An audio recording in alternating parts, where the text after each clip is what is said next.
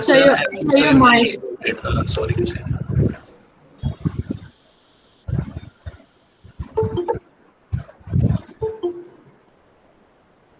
Hi, can you hear me? Yes, sir. Yes, sir. All right, great. Hello, everyone. Yes, sir. Hello, sir. Hello, Sumit. Hello, sir. How are you? Can you? So good to see you once again. Yes, sir. Same here. Same here. How are you? Very good, very good. And actually, we thought of having this session long back, but at least these students have given it a. At least they have started this. They have begun the show. I think it should carry on for us. Number of attendance. I mean, attendance is very poor. Only 60, counting me. I think No, it should sir. be more A than lot this. of students People are are very joining. high. People are joining. Continuously. Yeah. So how are you, Sumit? Actually, he was a very good student actually, and the batch of 2014 was a really very good. We still remember them. So, Sumit, Thank you. besides a very good student, he's a very good human being also. So that is very important. You should be a very good human being. Besides a good student, you should be a very good, and your attitude should be such that the teacher should always remember you. So there are some students like him whom we always remember. And okay, that now you should start the session, and you should answer as many questions as possible. You should make the things very clear to them. Sure, sir. Okay. Okay, Thank you, please Yeah. carry on. Carry on. thank you, Preetham sir, for joining. Anumita. Thank you, sir. Yeah. Okay, please carry on. Carry on. I would Carry on. also like to just say about one thing about sir though. Like, while he says that there are students that they remember, I think there are also certain professors that we as students remember. And I remember one incident, and it's a very small incident that we always recount whenever I meet with my friends. Microphone I remember, economy. I think it was probably my second or third year, and I had gone with my friend to submit an assignment to sir. He was the head of department at that time, and when we submitted, by mistake, a glass of water fell on our assignment, and we were like, "Oh my God, sir will be so angry." But he actually went into his almirah and took out a piece of cloth and asked us to wash it down, and he still took that assignment. And that is the kind of humility that he has, and we always remember that incident. And, it's been since that. I've always been in touch with sir. He's a great professor and a great human. Thank you, sir. Okay, thank you for the kind words. So help the students, help your batch. I mean, your college base as much as possible, and there must be a lot of opportunities which the students do not know. So tell them Sure. about all those opportunities so that they can explore them. Okay. Of course, Sumit. sir. Yeah, I'll do my best. Okay. Thank you. Okay. All right. You can take over. Madhumita, I can see Madhumita, right? Yes, sir. Yeah, Madhumita, you can take over. Okay, so I think we should start the session. All right. Sure. So, first of all, good evening, everyone present here. This is Madhumita Moy, Junior and Student Outreach Team Member of Entrepreneurship Cell in NITA Agartala. I welcome all of you for this session. Today, we have with us one of our valuable alumni, Mr. Sumit Sharma, on board, who graduated from Mechanical Engineering Department in 2014, then worked for a couple of years at corporates, and then went for MBA at one of the most top prestigious university in the world, MIT. And currently, he is working as a senior product manager at Amazon. We are so glad to have you, sir, that you have took up some time from your busy schedule to come up for this session. I'm sure it's also a moment of nostalgia for you to connect with your juniors after so long. We have arranged this session mostly to clear our doubts on what careers to pursue after BTech and primarily career abroad. And there are a lot of opportunities. I'm sure we are not sure about. We don't know about. We can already see the amount of enthusiasm among students for this session. For the audience, it is going to be an interactive session, so you can drop your questions in the chat box. Also, sir, you can start the session by telling more about you and your journey. The stage is all yours, sir. Thank you. Me about my journey. Well, I didn't prepare for that, but hello everyone. Nice to see you. And it was really great to see Preetham sir again. As Madhumita said, I graduated in 2014 from mechanical engineering from NITA Agartala, and after that, I had been working mostly in the development sector with the government in one capacity or the other. So I worked in the domain of education to help improve school education in the state of Haryana. Then I worked with Department of Biotechnology to help develop new medical devices. Then I also worked as an advisor to a member of parliament from Shillong. His name is Mr. Vincent Pala. He's still a MP there. And then I came to MIT to do my MBA. And as she said, I'm right now working as a senior product manager at Amazon. It's been a hell of a journey. Being from a mechanical engineer and now working in a tech domain. I still love mechanical engineering, and I continue to make things or build things even at home. In fact, one of my dreams is to have a CNC machine of my own. So,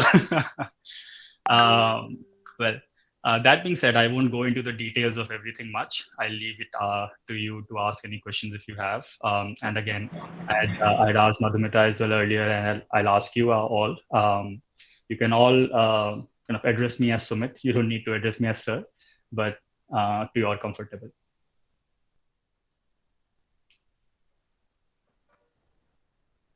Okay, so thank you for the great introduction, sir.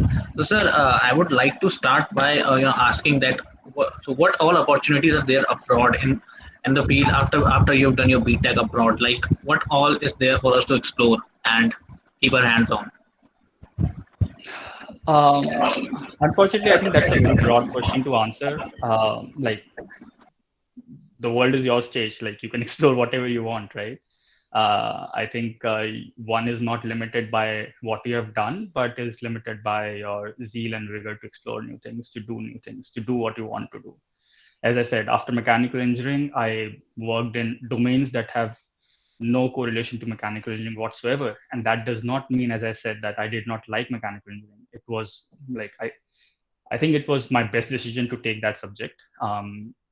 And I'd done quite a lot of research before I decided on taking it. In fact, my family members were really against me taking mechanical engineering.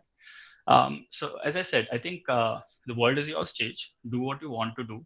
But, of course, every decision that you take is going to have repercussions. So if it is going to be, let's say, something that is outside of your domain, then you'll have to definitely work harder to achieve it.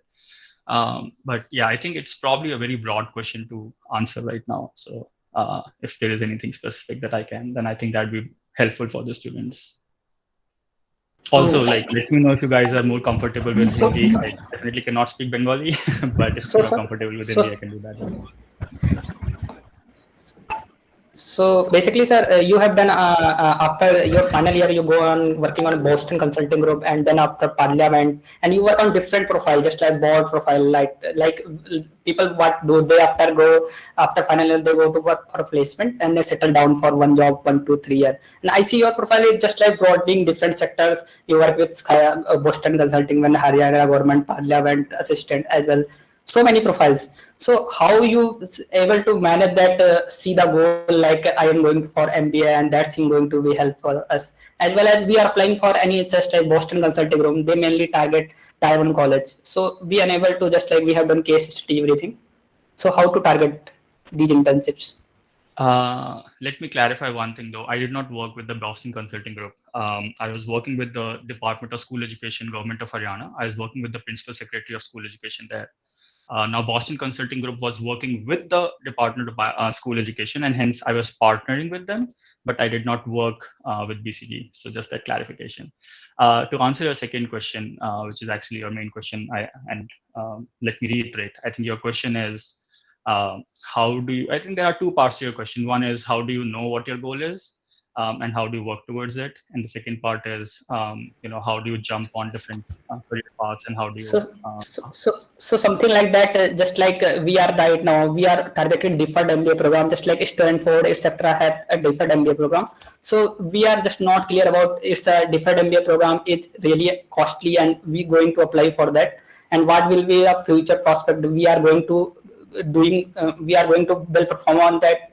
just like yeah, or we have to go for our work ex then apply for broad MBA. Yeah, just like pursue an Indian MBA like ISB offering YLP program, etc. So So that's the third question, I think. So yes, basically. let me answer all your questions in series, right? So first thing first, when you talk about people doing or taking up a particular role, and probably settling in, having a career in mind, having a goal in mind, I think that's not true. Um, if you're talking about my journey, I'll let you know, and I think very few people know this. My batch definitely knows this. I did not sit for my campus placements. Like I did not sit for my campus placements because I knew that I cannot uh, go in a corporate world and just sit in front of a laptop and do nothing. I I had a lot of energy. I wanted to do something for the people. Um, and I think you hinted something around fees being very high and all. Take a loan, man. I am coming from a very I think a lot of you have come from like a low income background, poor background. I am from that background. Like we were farmers and we moved to Delhi when we had nothing, and grew up in a very uh, tight knit space, had no amenities, no facilities. So let money be not a barrier. I just want to say that. So I want to also clarify that it's not that my parents or I had a lot of money and uh, hence I made it forward. It's not the case. So that being out of the way, first thing I wanted to clarify was that uh, when I was in my final semester or my final year, one thing that I knew for sure, and that is what I'll request all of you to introspect and think about what you want to do. So one thing I knew for sure was I cannot go in a corporate setting, sit in front of a laptop and just type in things. I wanted to be hands-on. I wanted to go probably out in the field, potentially do something in the field of development sector, and that is what I started to think about and talk to people about how I can do it. Potentially a startup would have been a good place for me as well, because again, things there are very hands-on. So what I did was in 2013, I guess, yeah, 2013, 14. So that was the seventh semester. That is when I went to this yatra called Jagrati Yatra. I'll encourage all of you to look it up, apply if you want. So essentially what happens is Jagriti Yatra, the goal of this yatra is building India through entrepreneurship. What it means is they want people who are entrepreneurial in nature, who want to be entrepreneurs in the future, who want to do something in the field of social development, etc. And they bring all of these people on board on a train for almost and like entire train is booked. So there are about 400 people, 800 people, and that train journey starts from Mumbai and lasts for almost 15 days, go all across the India, and then lands again in Mumbai. And what we do is at every station that we stop, and there are specific points that we stop, there you get down and you go and meet successful entrepreneurs, change makers, social builders, and you learn from them. You learn what they are doing. You learn what their problems are. You learn what problems they have faced. You learn what their future is looking like. What are their goals? How well have they done? And you also try and address some of the problems that they have by partnering with them, discussing with them, etc., etc. And what that helped me do is one. Form a very good network of people who were driven, who were equally or more driven than me, and two, learn about the opportunities that there are. Learn about the problems that people face. A lot of those problems I had faced myself as growing up, but again, going out and seeing that hey, I am not alone, and this problem is more widespread than it seems. Seeing it with your own eyes has a very different impact on you altogether. And when I went to Jagriti Yatra, though I had gone there with the mindset of, maybe doing something in the space of entrepreneurship, and I think you guys might not know, I and my friends, we were the first one to start an entrepreneurship club at an NITA club back in 2013, 14. It did not, we were not able to put in a lot of effort in that. So glad to see that it's up and successful and running. So kudos to you guys on that. So yeah, as I said, I went there with a mindset hoping that I will do something, or I'll explore opportunities in the field of entrepreneurship. Maybe I'll talk to people who are looking for someone, who are looking for co-founders, who have certain ideas. I had an idea. I had many ideas. But when I went there and I talked to people, I realized that maybe this is not what I want to do right now. Eventually, yes. And in fact, even now I know that I want to do, I want to start something of my own. I have few ideas that I'm exploring, and then I want to come back to India and do XYZ, whatever. But when I went there, I realized that, probably this is not what I want to do right now. Then when I came back to my college after the yatra, I started introspecting and I thought, you know, if I don't want to do a startup right now, and probably this is the field that I want to be in, and I want to be in hands-on, so what do I do? And I don't know. I was just thinking about it, and then suddenly someone sent an email on this Jagrati Yatra group that Department of School Education Haryana is looking for someone in the field of education to help them improve learning level outcomes across 14,000 schools in the state. I was like, yeah, that's the opportunity I'm looking for. I went all the way to Haryana to, give my interview with the principal secretary of school education. um, I had nothing. Like, I had no other offer, and I just went to Haryana just like that. Thankfully, it worked out, and I was working there. And so that is my journey up until this point. Now, I want to address your other question, which is, um, how do you know about your goal and how do you work towards it?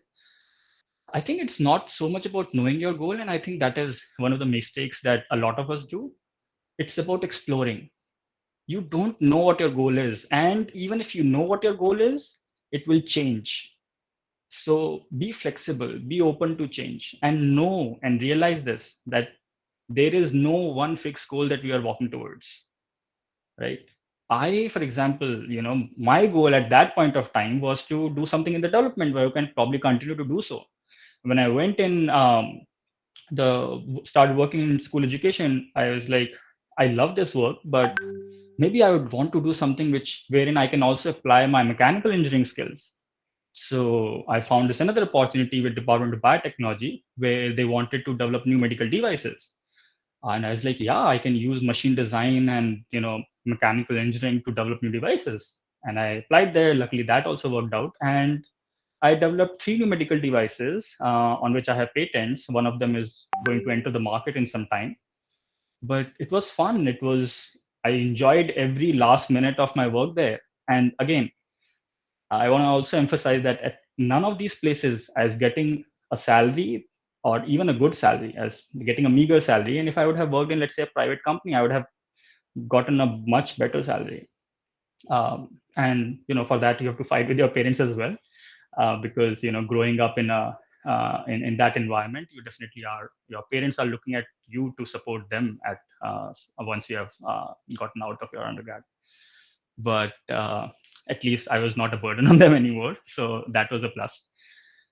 So yeah, I worked there, and I was like, yeah, this is great. Maybe I want to do something where I can uh, uh, impact a lot more people than this. And again, startup was one idea that came up, and I was like, okay, let me try and do something in that field. So I was lucky to have good mentors across all of the places that I went to. So I still talk to Pritam sir and Panua sir from mechanical engineering from our mechanical engineering department, and just take some their guidance at one point or the other. And in all the work or places that I have been to, I have made sure that I not only think of my people who are managing me as my managers, but form good connections with them. Think of them as your mentors. Take guidance from them. Learn from what they have learned across their years. And as I said again, when I was working in Department of Biotechnology, two of my mentors were they were amazing. One of them was from Harvard Medical School, did his PhD postdoc from here. He did his undergrad from AIMS, Delhi. The other one was from University of Ohio and Stanford, and they were teaching there at Translational Health Science and Technology Institute in Faridabad. And as I started to think about, how can I impact more people with the work that I'm doing, as I said, started to think about a startup approach again. I thought maybe this is the right time to do it. And so I started to go into a lot of hackathons, pitching competitions, and started pitching my ideas. I had a lot of ideas. I had designs, prototypes for a lot of them, and I started pitching them. And a constant feedback that I got was, I have a good problem that I'm trying to solve. There is a good idea that is solving that problem. Then there is a good prototype as well. But I don't have a good sense of how will this enter into the market. What's the business model around it? What's the marketing strategy? How are you going to reach the people? What happens when you start this? How much funding do you need, etc., etc., etc. And then I started discussing these questions with my mentors there, and they're like, Sumit, do you want to think about MBA at this point? And I said, yeah, I've never thought about MBA. In fact, in one thing that I was thinking was maybe doing a master's in mechatronics or biomechanical engineering, or maybe mechanical engineering by itself at some point, but I never thought about MBA. But when they talked about it, and I discussed with them, I discussed with my brother, I started doing some research online, and I realized that yeah, it makes sense to do an MBA. So I started to explore my MBA journey, and at the same point I also wanted to, like, before I do that, I also wanted to get more on the ground and work with people and other stakeholders a bit more, and hence I applied with that position to be as an advisor with member of parliament, which was another journey altogether. So uh, in this, like, a long answer that I've given you, what I'm trying to tell you is that, one, uh, be open, like, explore. That is very important. Explore as much as you want. This is the time for exploration. Don't run after you know some private job that you don't know what's going. I mean, if you want to go there and explore, yes, it's okay, but don't run after just because everyone else. That's point number one. Two, the goals are flexible. The goals will change. They will definitely change. You have one goal today. In your final semester, you will have another goal. In 2 years after you graduate, you will have another goal. So goals will definitely continue to change. So don't think that there is one goal that you are working towards. At some point, you will have clarity as to maybe at a broader level what you want to do. But again, that's not really your goal. Um, then you have a question about, the last question that you had was about um, what schools to apply to, and fees, and etc., etc., etc. So I'll give a very quick answer to that question, and I'll so that others can also ask their questions. I think you definitely need to do a bit more research and see what the schools are looking for. Of course, you probably would not get into a good business school in the states if you don't have enough work experience. I think the median work experience is about 5 years. At the same time, IIMs in India, they are at par with these schools, but they do not require a lot of work experience.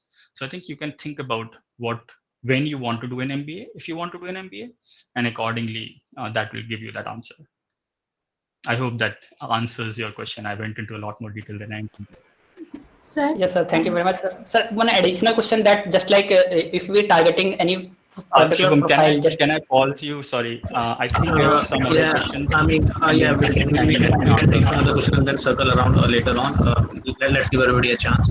So there is a question in the chat which asks, "Sir, they would like to know your journey as an advisor to the MP." Okay. Okay. So when I was working with the member of parliament, my role was to again help improve development in the state of Meghalaya, particularly in the constituency of Mr. Pala, which is Shillong. So Meghalaya is divided into two parliamentary constituencies. And the bigger one of them, I think Shillong occupies almost 70%, 60-70% of the total region in Meghalaya. Um, Talking about my work, I tried to think how to start. So, when I was told that, hey, you have to improve the development in the region, I was like, what development in the region, right? There could be a potential for improving a lot of things, education, health, electricity, water, sanitation, diseases. What do I do? And so, first thing that I did was I went to a lot of government websites, and I created a portfolio of different fields and what are some of the main indicators of progress or lack of so in those fields in that particular state. So think about education. I came up with across, there is this um, DICE, UDICE, UDISE. That's a report that is published by the center each year, which goes into lot of details, intricacies of education in each state, like the number of students, the number of schools, lavatories, etc., etc., etc. And so I dug into that report and I, kind of collated it together and found that, hey, number of schools, particularly the number of primary schools in the region, seem to be decreasing. I was like, why are they decreasing? And they're not decreasing by one or two, by thousands. So there were, for example, let's say 10,000 schools in 2016, and suddenly there were only 8,000 schools in 2017. Then I thought about mental and child health care, and I started digging there as well to figure out what's the neonatal mortality ratio, what's the maternal mortality ratio, et cetera, per thousand or per million newborns. That was also kind of slightly increasing in certain districts within the constituency. Similarly, I started digging into electricity availability, et cetera, and I realized that there are lots of problems to solve, and there is not enough time for me to do so. And that is when I started to then think about, okay, how can I solve these problems? So one thing that you can solve these problems with is, you implement certain uh, what we call is uh, do these. I'm forgetting the term, but essentially you go into the field and you try and educate these people about, hey, you should not do this. Hey, this is happening, so you should not do this, and this is how you can improve, etc., etc. But those things can only go so far, and I had learned this from my previous experience, particularly working with the Department of School Education. So what I did was I started to come up with ideas that could solve these problems more holistically, and these problems not only solve them for the time that I was there, but solve them for a long period of time. Now, when I started to come up with these problem solutions, I was like, okay, how do I get the money? So there were two approaches to, or maybe multiple, but two main approaches to those were: one, I get the money from the MP lads funding that a member of parliament gets. So the funding is called MPLADS, and I think it's about 5 crores a year that a member of parliament gets to implement in the constituency for development related things.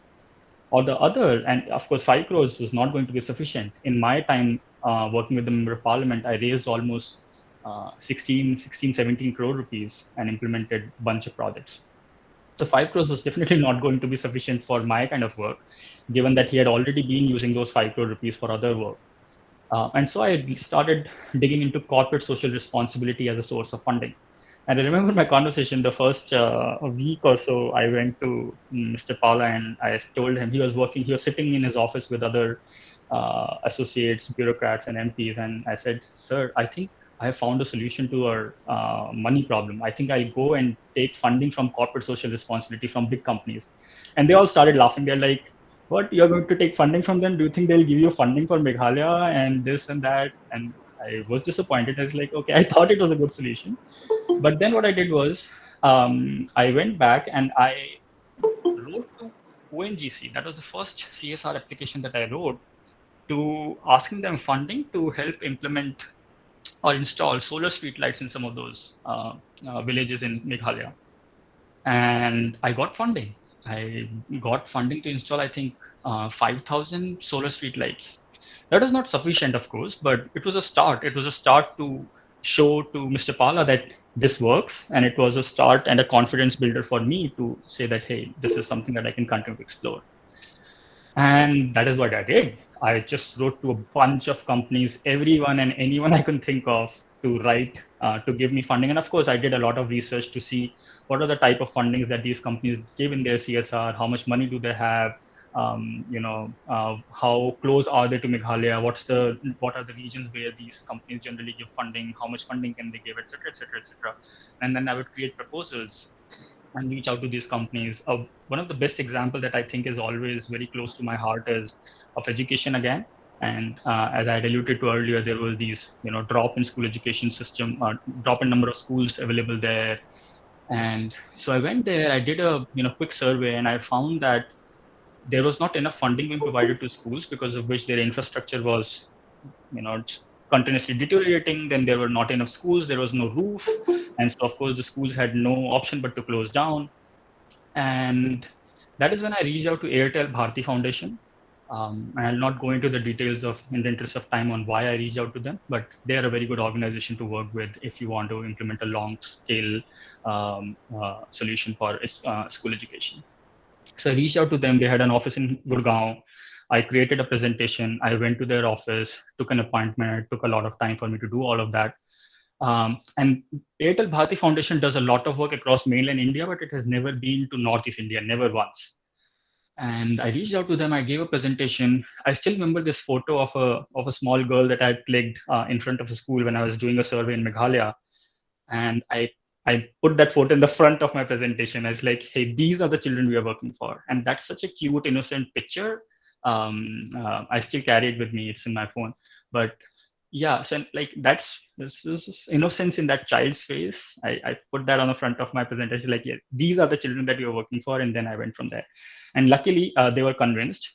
They, for the first time, visited Meghalaya with me, did a survey with me. We went to a lot of schools, and then they decided to launch a large-scale project to help improve school education there, and started with a pilot of 50 schools, and gave a funding of about 3.5 crores or something like that for the next 5 years.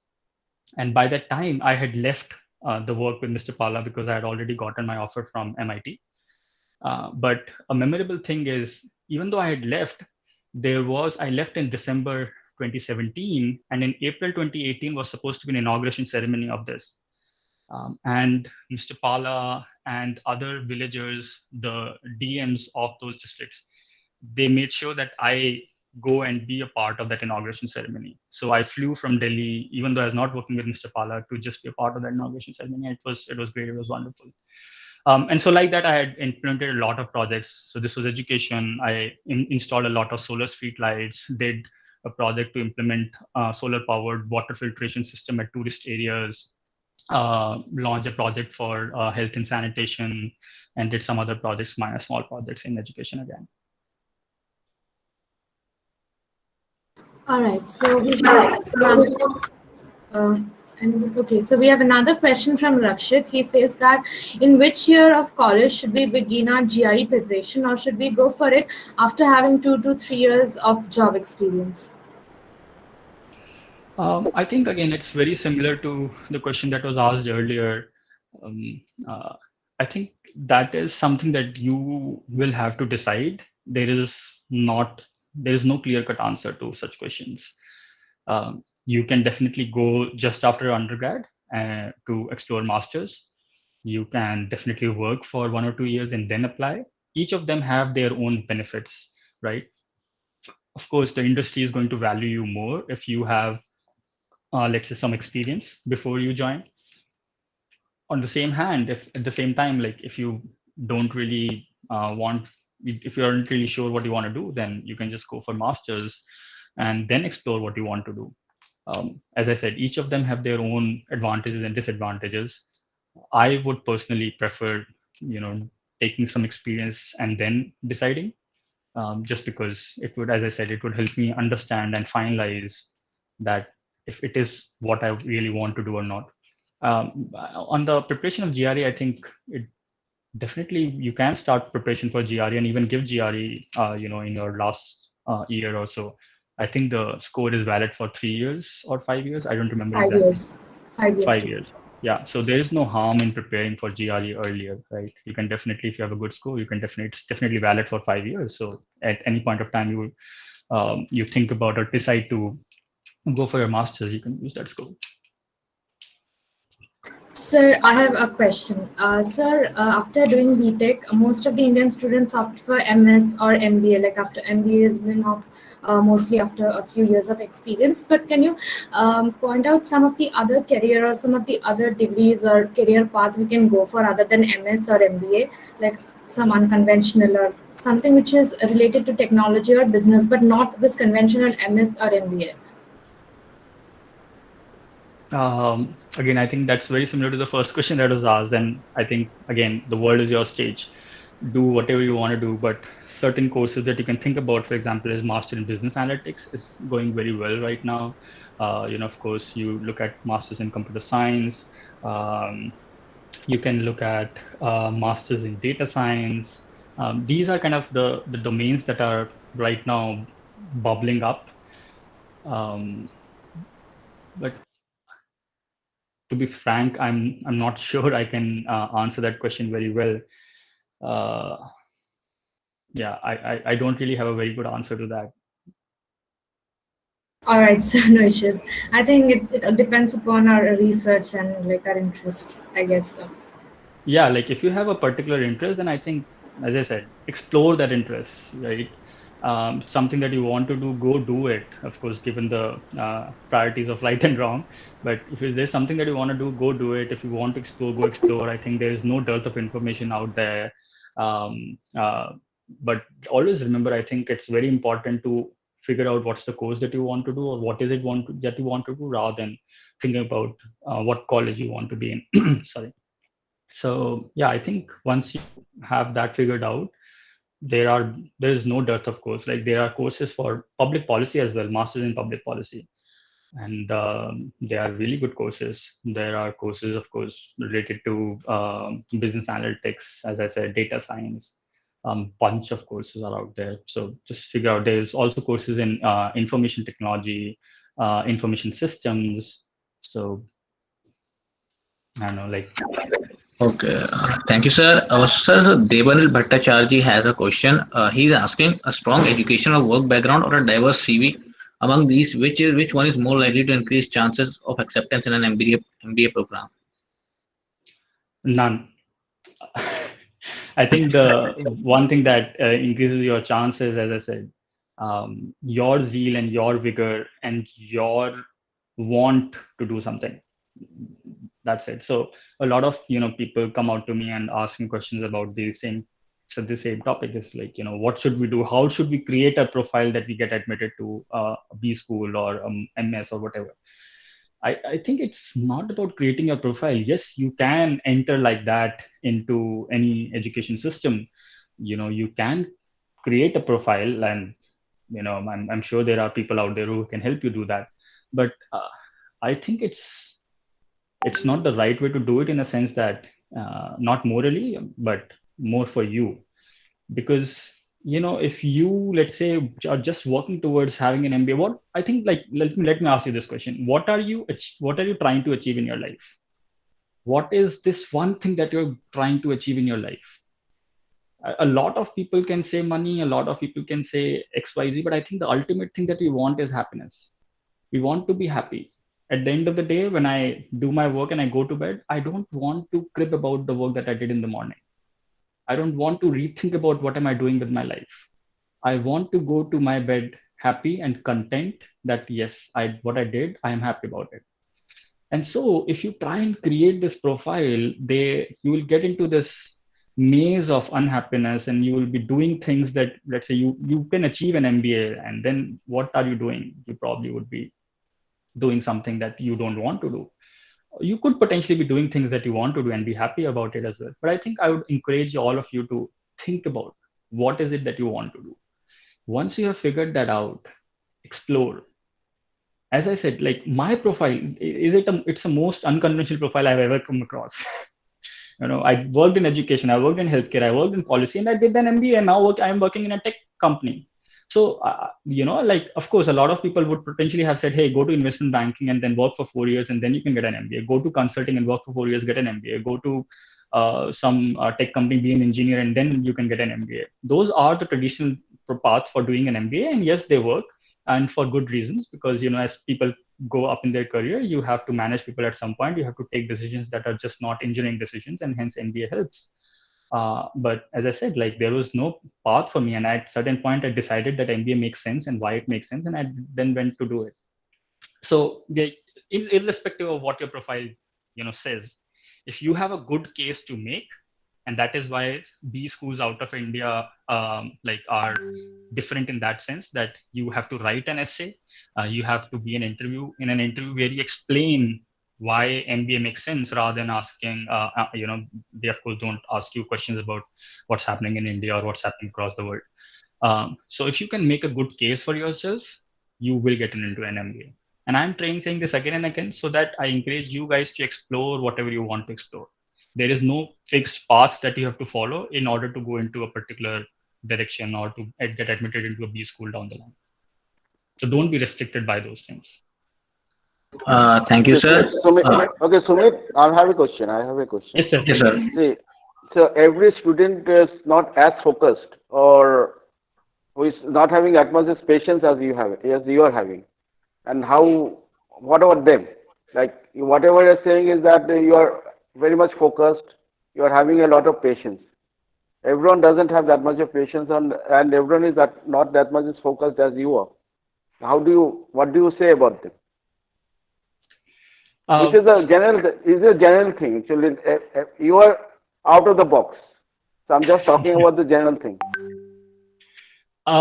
So I think we all, I probably would say, sir, that, these are things that we can develop, and undergrad is a great place to develop such a sense, and, be free about all of those things. And it can be a great place for you to be otherwise. Like, it can put you under a lot of pressure, seeing your friends, let's say, getting into big tech companies, and then you thinking, what am I doing with my life? That can very, very much happen. But I think all I'm trying to convey, sir, is not that you have to be focused and patient, but just that don't hesitate when you are out there and you want to explore new options. Don't hesitate to take a step which you are, let's say, not even confident about, but you are going to be happy about it. Don't hesitate to think about what is a profile that you're going to build by taking a particular step, and what is going to happen into the future if you don't do it. Don't think about success and failure at the particular instant. Don't like let your long-term goals or your long-term success be driven by short-term small goals or short-term money goals. That is all I'm doing, and I all I'm saying. And I think, sir, this does not require patience or focus, but just I think what we lost as children, we lost this exploration. We lost the ability to explore. We lost the ability to try new things. We lost the ability to not be sad about failure. And there's this experiment which is done a lot of times, multiple times. I'll suggest that you all see a video of it, and it's probably going to be 5-10 minutes video. It's called the marshmallow experiment. What it does is it gives a bunch of people in a group of 4 to 6, a few spaghetti sticks, a few pieces of thread, a few pieces of tape, and a marshmallow. And the objective is to build the tallest structure out of those spaghetti sticks, so that you can balance a marshmallow at the top and it does not break.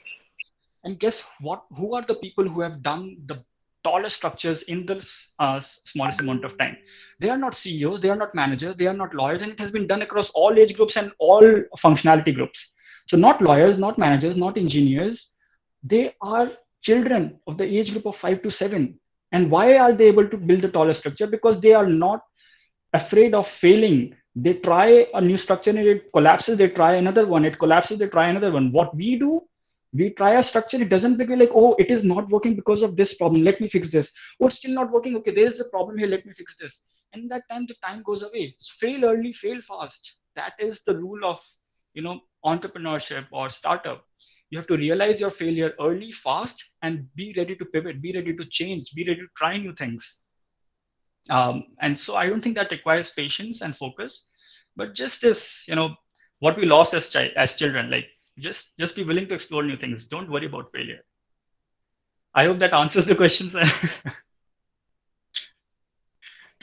Thank you, sir. Thank you, sir. So the next question is actually a pretty common one. So it's about finance. So when you go to when you go abroad, how tough is it to manage your finances, and like doing part-time gigs, and are there some scholarship programs which helps to ease the burden of transferring into a new country or something like that? So managing your finance is not difficult, but I think your perception to it is what you need to manage. I will give my own example. Coming from, again, a small background, coming here, and this was the first time that I came out of India ever. I have traveled across India, and I'll again encourage all of you guys to travel. Please travel a lot. It like tells you about life. It will help you manage your life. But that being apart, this is the first time I came to the US, and I have not seen money in my life, and like we as all of us Asians, not even Indians, all of us Asians are very hesitant on taking loan. We don't want loan on our head. Like the first thing that we would always want to write off is loan. Like, पहले loan चुका दो, उसके बाद देखेंगे. And we had definitely never taken loan. My family had never taken loan, and we were very hesitant. But when I applied, I took this big loan. The fees was $250,000. That's almost like 1.75 crores. No bank balance, no money with my parents. I applied for this loan here, got the loan, came here. But then it starts to affect you. Yes, it does. And it affects everyone. That you have such a big loan on your head. What will happen? How will you pay it off? Do you want to, like, how are you going to manage your finances, for example? But it will all pay off. Like, this doesn't matter. You are going to be earning much more than the loan that you take for education specifically. I cannot talk about anything else. But if you take an education loan, you're definitely going to be earning much more than its monthly EMI installments. It doesn't matter if you're going to pay it off in 10, 20, 30, 40 years. You have gotten something that is more valuable than that. And it is going to affect you in the beginning. But my only humble advice is to think about, again, as I said, long term, and to know that it is not going to stop you in any way. The money is not going to be a burden. You want a loan, you will get a loan. And if you don't have money, get a loan and go. Yes, sir. Thank you, sir. I think most of the people get intimidated by seeing the money in dollars and euros and just chicken out. So, yeah. Good evening. Normal. Good evening, sir. Yeah, Rajkush, go ahead. Yeah. So through the conversations, what I observed that you by heart you're a problem solver and have empathy at the same time, and it requires a lot of courage to go to the remote locations of India and solve their problems. But at the same time, it doesn't pay well, and there are a lot of other students who want to do that. In interaction with Professor Anil Kumar Gupta, who is the founder of National Innovation Foundation, he runs a lot of programs where grassroots innovators are identified and their ideas are being converted into proper businesses.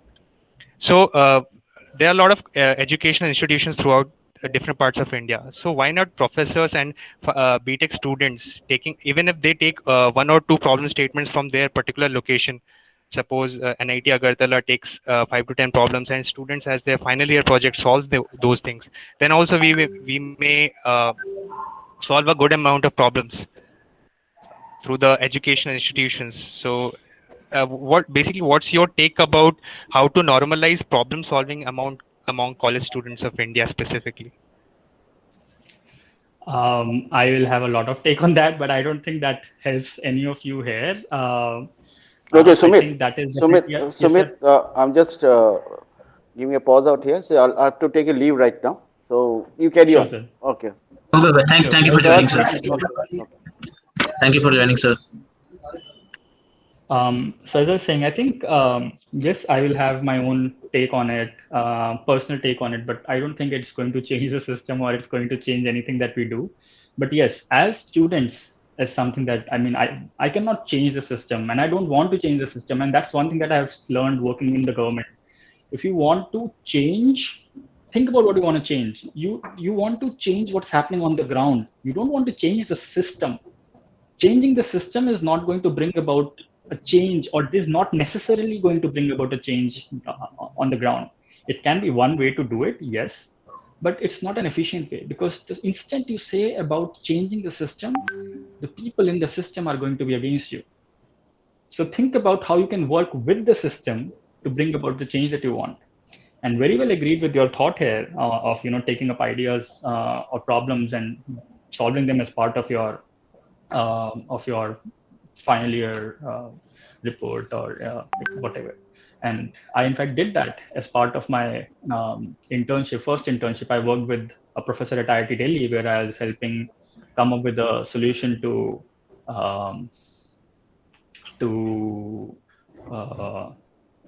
kind of an alternative to all out, essentially, an alternative to all out that can be used in the rural areas without electricity. So I think you would have seen that paper that you can light a fire to, and it just helps remove mosquitoes in your surrounding. So I think that was a solution that came out of that project, not my solution, but yes, I worked on that kind of a problem. And you can definitely work on such kind of problems here, right? I think a lot of us and have worked on things. I think there was one student who had started this at NIT Agartala, this thing to teach students or teach children of neighboring villages, etc. So you can definitely do that. What's stopping you? Nothing. I think, one thing is that there are problems, which means that there are opportunities. And I'll convey to you what my brother conveyed to me when I was coming to NIT Agartala. It was at that time we had nothing. There was no electricity even in hostels. We used to sleep on the roof of our hostel, Aryabhatta. There were no amenities. We didn't even had water cooler in our hostel at that time, and we used to go to Dhalai in seniors hostel, and we used to all worry about going to a seniors hostel because they'll just beat us up or something. But that being said, my brother, when I was coming to NIT Agartala, he said that, hey, this is a new college. This is under construction. This probably does not have a lot of things. It probably will not have clubs. It will not have sports amenities. You want to play badminton, it won't have a badminton court. It won't have a lot of things that you want from an undergraduate college. But then again, if it doesn't have all of these things, it means that there are opportunities for you to do all of those things. And did I take on those opportunities? Heck yes. I started the first our group where we built this all-terrain vehicle with SAE Baha. If you ever go to the college, you probably will see your car still there. We started like the badminton club for the first time. We didn't have anything, so we dug a badminton court in the middle of Aryabhatta hostel itself, and we started to play there until the college gave us some funding and moved us to the Manu hostel mess. We started robotics. We went everywhere to participate in robotics competitions. We came third in IIT Guwahati. We were the top 10 in IIT Kharagpur. I participated in your Gymkhana elections, and I was the general secretary technical for a year, and then VP as well. Published a paper, and so like all of these opportunities are available for you. Nothing is stopping you from doing what you want to do. So very well agree with your thought. So go ahead and implement it. Yeah, thank you. Thank you. Yeah, thank you, sir. So 1 minute, Karan. Okay. Sir, yeah, sir, it is really like we are really happy to hear whatever things you are saying. It's really inspirational, sir. Sir, while yeah, we understand that you are having multiple interests. Yeah, most of the students are there with multiple interests. But while pursuing those interests, were there any thoughts of like age security, age insecurity? Like I'm getting older and still works are there. I'm not like the settlement is not still there. Still, I'm interested. Was that thoughts weren't there? How did you handle those thoughts?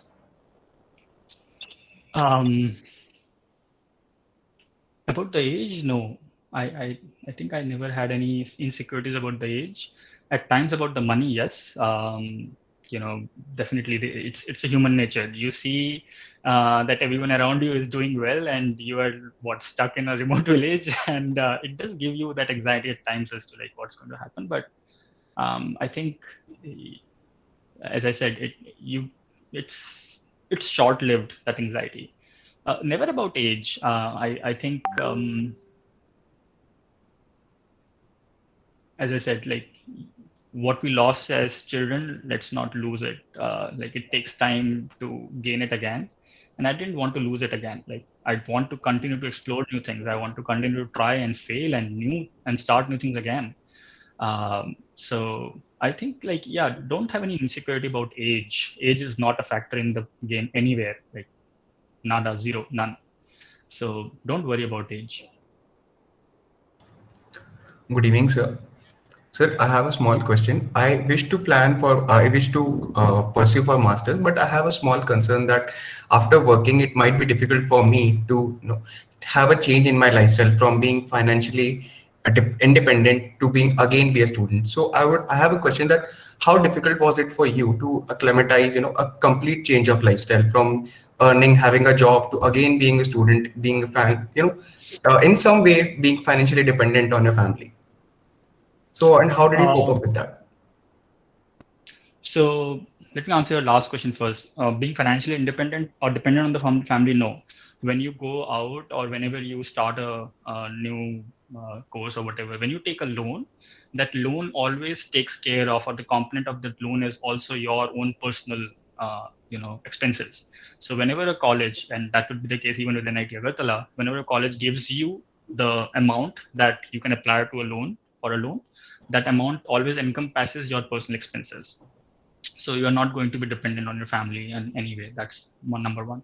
The number two is how is the transition from being, let's say, financially independent to now being financially insecure, is probably the term that I'll use here. That is, as I said, that is difficult. Yes, it is difficult. You constantly think about the loan, and as I said, us Indians, we are not prone to be using loan. Like, unlike Americans, they'll earn $100 and they'll spend 1,000. That's what my professor of macroeconomics used to say at MIT. So they'll earn $100 and they'll spend $1,000, but we are not used to doing that. But you learn in some time, and you can go. I went through a very bad phase of depression when I came here, and I was like, "What am I doing with my life? This is not what I want to do." And I called my brother and like, "Hey, I want to come back." And then he's like, "No, think about what you wanted to do and why you went there, etc., etc., etc." And I spent some more time, and it got okay. So I'll not say that it's easy, but as I said, I think what helps is to remember that it's going to be okay and it will improve with time. Thank you so much, sir. Sure. So, is there any other question? I see a lot of questions in the chat box, which directly or indirectly already answered. But there's another question that you've got, is that what is the difference in studying abroad than in India in terms of job opportunities, experiences, teaching methods, and the study environment you get? Well, there are a lot of questions within that question. So I will focus on the teaching methodology and environment, etc., and then probably go towards the opportunities part. So teaching definitely is very different from what we are used to in India, and it's again very hands-on. It's very collaborative. I don't know. I think it is very similar when you go to IIMs in India as well, from what I have heard, but I don't know. So, I have not experienced it personally, so I can't really comment on that. But I definitely found what I think is one most important thing that you get here is the breadth of people that you meet, because people here are not only from the US, they are from India, from China, from Japan, from UK, etc., etc., etc. So you get to meet a lot of nationalities, and you get to learn from them much more than you can, let's say, learn only from peers who are, let's say, all from India. I think for me that was one very important thing that helped a lot, and I think it is very similar to, as I said, travels. If you travel a lot, you learn a lot, and coming here, essentially you get to meet a lot of people from different backgrounds, and so that helps a lot in knowing more about how people behave and being more empathetic.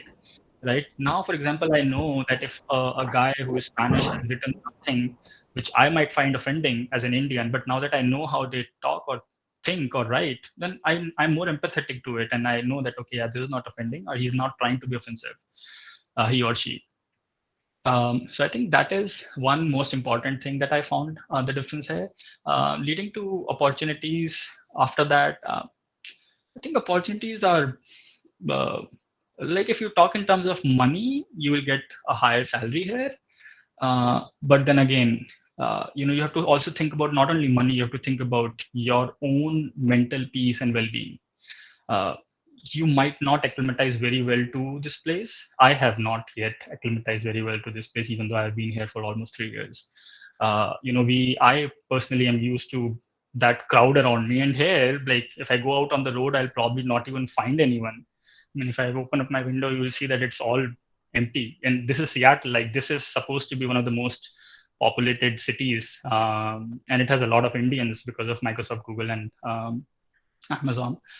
But yeah, I mean, those can be a kind of things that you to think about. If this is something, if you're going after a lot of money, then yes, this could be one place to go. But then you can get the same good salary in India as well, and you can have, of course, India offers you other benefits. It gives you the comfort of home. It gives you the comfort of being close to your relatives and family members, which this place doesn't give you. So all of those things will go into the calculation, and think about opportunity cost. And you can Google what opportunity cost means and think about opportunity cost, not cost. Think about what all are you going to lose for what you're going to gain. And it's just not money in dollars. It's a lot more than that. All right, thank you, sir. So the next question is, can you share some of your experience at MIT? I'm sure that you have met a lot of great personalities out there. So if you can share some of your experiences. Some of my experiences. Yes, MIT is a great institute. It's budding with, some of the brightest minds I've ever seen. And it's very, very, very easy to get into these prestigious colleges and then think about yourself as like, what am I doing here? Like, there are these such bright people around me, and like I'm not even as like part or like 1/10, let's say, whatever, as bright as them. Like I should not be here, and I think it's a syndrome. I'm forgetting the name of that syndrome, but it's very common in colleges. People go there and then they're like, oh, I don't deserve to be here. Like, there are so bright students around me and I'm not as bright as them, so I don't deserve to be there. And it all starts getting to you. But I think one of the things that also is with a lot of us is we are underconfident overachievers, right? We can achieve a lot of things that life puts, or we can overcome a lot of things that life puts in front of us, but we are not confident about ourselves. And that is one thing that the industry, in particular consulting, will gouge upon. They look for people who are underconfident overachievers, and then they'll set high targets for these people, and then these people will still achieve those high targets. Imposter syndrome, yes. So yeah, that's an imposter syndrome. So that being said, once you start getting into the rhythm of the work, and of course it puts a lot of pressure on you as well. Like, there is a lot of work, and I think unlike Indian colleges where we know what the questions are going to be, and the questions are very much from the book, and you read the book and then you get to a question and you just solve that question because you have seen that question already. The questions here are not like that. In fact, almost all of our classes allowed us to bring a full one-page cheat sheet, like a A4 cheat sheet. You can write anything you want on that and bring it into your exam. Some of the classes even allowed bringing a book to the exam, but that doesn't help because the questions are not framed that way. The questions are so much focused on real life and real life experiences that you have to know much more than just equations to solve or address them. So that was again one good learning here, that you get to connect those things that you have learned to your real life and think about how those are going to help you in your life going forward. The other thing that MIT and other colleges offers are a lot of diverse opportunities. The first thing that we learned when we stepped into MIT from the director, he was like, coming to MIT is drinking from a fire hose. You will have a lot of water coming in, but of course you can't drink all that. So that is again one important thing that you have to do very well at MIT and in your life, even at NIT Agartala, is going to be prioritizing. Prioritize things, prioritize what you want to do. It's about prioritization. You don't have to do everything well, you have to do the right things well. And when you come at MIT and you're like, oh, there are so many clubs, oh, there are so many sports activities, oh, there are so many other things I can do, I want to be a part of everything. And then you be a part of everything, and then you are not able to live your own life. You don't get to sleep. Your work is affected. Your assignments are affected. You are not doing good on everything. You're just doing average or so on a lot of things. And you start to realize, okay, like let me deprioritize this. Okay, I will get out of this club. Okay, I don't want to continue this anymore. And then soon, I started to get into things that I like. As I said, I like mechanical engineering. So at MIT, I got into the Hyperloop team, and we built the MIT's Hyperloop, so to say, the car. and we participated in Hyperloop competition. I think we were the first in US and third globally. And I was in their mechanical engineering team. They also had a team for business people to help them raise funding, etc. But I was in their mechanical engineering team, and I helped them build their brake and suspension system. That's what I love doing. So I'm doing that. I went and became part of the badminton group. I explored that. I wanted to do something in entrepreneurship. I started my own startup called i4, and I applied to a fellowship. I got a scholarship for $50,000 to pursue that. I pursued that for 1 year. I developed or made other devices, including a face shield as well. So yeah, I think that's just part of what MIT offers. It's like any college offers a lot of opportunities, a lot of things, but at the end of the day, it's going to be about what you want to prioritize. It's going to be drinking from a fire hose wherever you go. But you have to be like, I think at this time probably it comes into picture what Preetham sir was saying. You'll have to be patient. Thank you, sir, for your sharing your MBA experience with us. Sir, as a follow-up question, I would like to ask you, what was the most important thing that you learned at MIT, or you think you will remember it forever? It is not going to change. It's very difficult. It's a very difficult question. Very difficult to answer. But one of the things that I learned at MIT was in my negotiations class, and the first day the professor came in, the professor said, "You will get what you ask. You will not get what you deserve." And it has somehow stuck with me. Like, we all think that, oh, I deserve this and I should get this. No, you are going to get what you ask for. If you do not ask for something, you're not going to get it. So I think that kind of phrase stuck with me, but it doesn't answer a question I know. And I don't really know how to answer a question. It's going to be a very difficult and lengthy answer, if at all. All right. So, do we have another question? Any other question from the audience? You can go for it. Hello, I have some questions, sir. Greetings, sir. I'm Pirsa. I'm from second year. Sir, I have some questions for you. So what made you fall in love with the business aspect of your job? What's the question? What? What made you fall in love with the business aspect of your job? I think one thing that I've always loved doing is solving problems. So whenever I find problems or making things, developing new things, I love doing all that. A lot of this you see behind me is done by me. So I think one thing that I again love about my job is the opportunity to do better for the customers. Hey, these are customers of Amazon, but I know that I am impacting and I'm making a positive impact with these customers, and I'm addressing a lot of problems that they are having. So that's the thing that I love about my role. Yeah. Sir, so my next question is like, Okay, what does it take to become? Yeah, I have some like 3 to 4 questions. I would be really grateful, like, if you could answer like all of them. Sure. Yeah. So my second question is like, what does it take to become a product manager from being an engineering student, and how did that engineering aspect of your life helps in that, like becoming one of the senior product manager at Amazon? So I think being a product manager is all about, it's still about, I don't think that it's very far from engineering. You still, what a product manager does is you figure out what the problems of the customers are. And, it's kind of the design thinking methodology. Again, I'm sure a lot of you would know, but if you're not, then it's good to learn about that as well. So it's all about design thinking methodology. You understand, you observe what's happening, you talk to potentially a lot of your customers, you understand their problems, then you come up with solutions, then you brainstorm, all of these solutions, then you, let's say, filter those solutions down and say, okay, these are the probably the solutions that help address those problems in the best way. Then you work with your engineering team and then you implement those solutions. That's what a product manager does. So it in a sense is very much what an engineer would do. Just that I think the engineer potentially, as an engineer, we potentially don't care about what are we solving for the customer. We just care about how are we solving in the moment.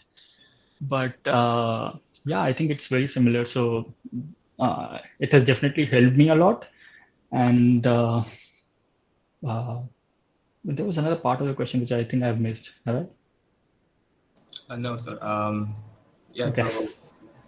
So this one is some like so have you ever got like scolded by your senior manager like at your place work? Scolded.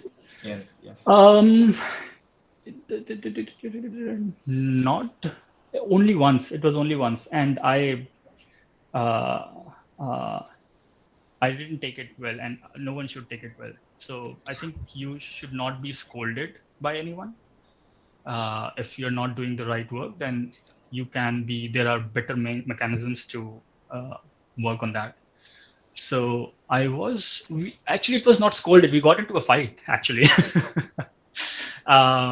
So yeah, but that was, I think, like only one-off thing. And then I complained about him. I was like, hey, if you want me to work, I will not work with this guy. So yeah, those are the kind of things that will happen. Some people are like that, but yeah, I think at the end of the day, whether you are doing right or wrong, scolding is definitely not the way to go about things. Okay, okay. I'm afraid we are running out of time. So, Thank we you. are already out of time. yes, sir. Yes, sir. Thank you, Sir, yes, if yes. sir, sir, sir, can you give just 2-3 more minutes for one question? Sure, yeah. Okay, so we can take one last question from the audience because I know you people are not satisfied. So, but we can't take everything, right? So just shoot one last question and then we'll end the session. One last question, sir. I have a question. Gokul, were you saying something? Yeah, one last question. Can I ask? Okay, we'll just divide it between ourselves. Sir, actually, okay, you were seeing our NIT Agartala College in a different perspective. Now we have colleges including clubs and all those things. So, what advantages we can take from the club activities that would be beneficial? Participate in all of these, man. Like all of these things are going to help you a lot more than what you're studying. You know, like organizing things. You know, this is one way. You know, talking with your colleagues, go meet them. If you are in the same city, just go travel, go and meet them. Participate in as many activities as you can. Of course, as I said, again, prioritize. Right, a part of the prioritization is also to think about your own well-being and your own happiness. So prioritize things, participate in as many activities that you can, participate in as many clubs as you can, give back to the college, give back to the to your you know, maybe juniors. You know, for example, when I was in third year, I was teaching in robotics club. We were doing aerodynamics workshops, etc., etc. So all of those things are going to help you. So I think whatever the college has to offer, take it, and whatever it does not, build it. Okay, sir. Okay, thank you, sir. Thank you very much for joining us I tonight. have one question, right? Let me answer the question. Yeah. Okay, sir. Sure. So, good morning, sir. I guess it's morning over there. Yeah. Sir, my question is, like you said, you had like startup ideas at some point of time, and you got like a number of mentorship from some people. So, like, I guess a number of us might be having such kind of startup ideas or any kind of project ideas. So, how would you go about approaching the mentors? Like, when we know that there is a person who might be able to mentor us very well, but that person is a really big person, and it's very less likely that they'll respond to our emails or something. So, what would you do in those situations? I think again, what we tend to do a lot of times is what I think what you're alluding to is, you know, you reach out to someone who, or some personality or someone who you really look up to, and you're like, okay, like let me take guidance from this person. You don't necessarily need to do that, you know. You can learn from your own failures as well, and you can learn from failures of other people as well. So someone doesn't need to be very successful, and I think at certain point of time, your friends by themselves can be good mentors as well. And I think, believe me, the one thing that NIT Agartala has given me, the one best thing that NIT Agartala has given me are friends. And like, we are more like families. We are a group of 8 friends, and I think that is the one treasure that I have taken out of NIT Agartala. So make good friends. They can be your good mentors. They can teach you. They can pinpoint what you are doing wrong. They can support you in your good and bad and all of those things. And when it comes to, you know, reaching out to specific people, I think yes, what you are saying is, if you are going to reach out to someone who's very busy and has been doing well, then of course that person is not going to respond. But then look around you, look at people who, let's say, probably are not that successful but are on that path. Look at other clubs or groups or societies in your city which probably are supporting entrepreneurs and startups, and look for support there. I'm sure if you Google, then you will find a lot of these people or these communities. They are going to be much more helpful for you in the beginning than anyone who has, let's say, achieved, because that person has now gone beyond what the problems that you're going to face, and that person is going to give you a very high level feedback or guidance, which probably is not going to be very beneficial for you at the early stage. And the best thing, of course, and the best mentor, of course, is you yourself. Start, and then you will fail. But then, as I said, fail early, fail fast, learn from your mistakes, and then improve. Okay, thank you so much, sir. Sure. All right. Okay. Okay. Isal NITA actually thanks you for taking out your time, sir, and actually guiding us that life not only revolves around money and corporate life, but rather prioritizing much larger purpose in life. So I hope attendees too took out something of their of value. And thank you so much, sir, once again for taking out time of your hectic schedule. And So, if people have other questions, feel free to email me, and as and when I find time. we'll provide all the details in order to connect with sir or LinkedIn or the emails through the WhatsApp messages or even in the description of this Google Meet. So, okay, thank you everyone. Good Yeah, night. thank you. Have a Thank good you, day. sir. Thank you, Day is sir. already. Bye. Thank you, Good sir. night. Thank you, sir. Thank you, sir. Thank you, sir. Thank you, sir. Thank you, sir. Thank you, sir.